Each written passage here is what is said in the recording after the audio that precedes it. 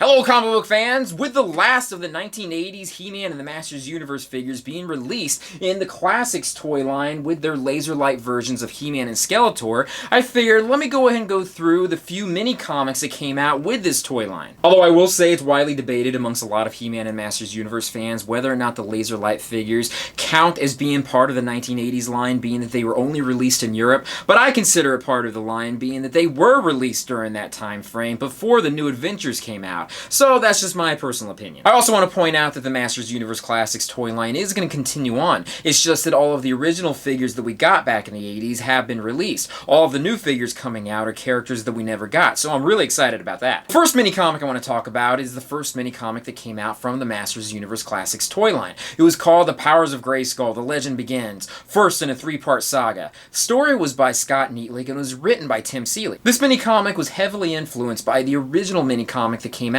from the 1980s by the same title. There are a lot of noticeable differences between this mini comic and the original mini comic. The original mini comic, they were trying to make some sort of cohesive universe at the end of the toy line. In this toy line, the storyline has been pre-written. Some fans weren't so happy with it, some people were completely on board, some people liked some of the gray area that was put in there. Personally, I actually liked it, and I liked how everything was fitted together. The story focuses on He-Man and the Masters of the Universe as they're now considered rebels on Eternia. The Horde, the Snake Men, and Skeletor's evil warriors have taken over Eternia, or at least they've been winning a lot of the battles. The sorceress was killed, and Teela, her daughter, has taken her place. Teela lets He-Man know that he has to travel back in time to pre-Eternia. There, he'll find something that'll help him overcome the evil forces on Eternia in present day. When he travels back, he encounters King Hiss, who King Hiss at this point is still young, but he's still a very powerful villain. It is great that we get some glimpses of what was going to happen with the Masters of the Universe toy line. They were going to split off into a new toy line called The Powers of Grayskull. The story was going to star He-Ro,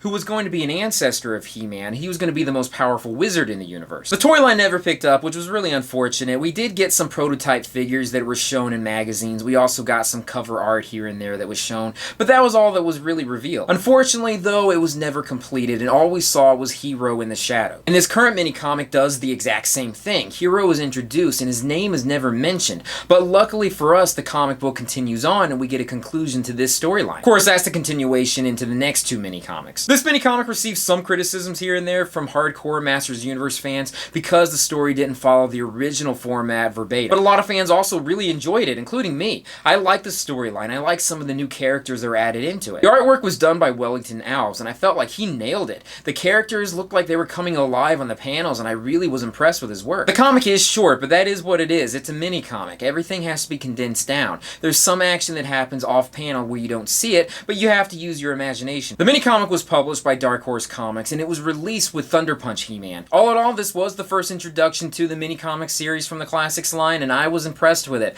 I think it was great. Stay tuned for my next issue review, which is going to be coming up very soon. But that's it for now. Thank you guys for joining me in this comic book review, and I will join you in another one very soon. Peace.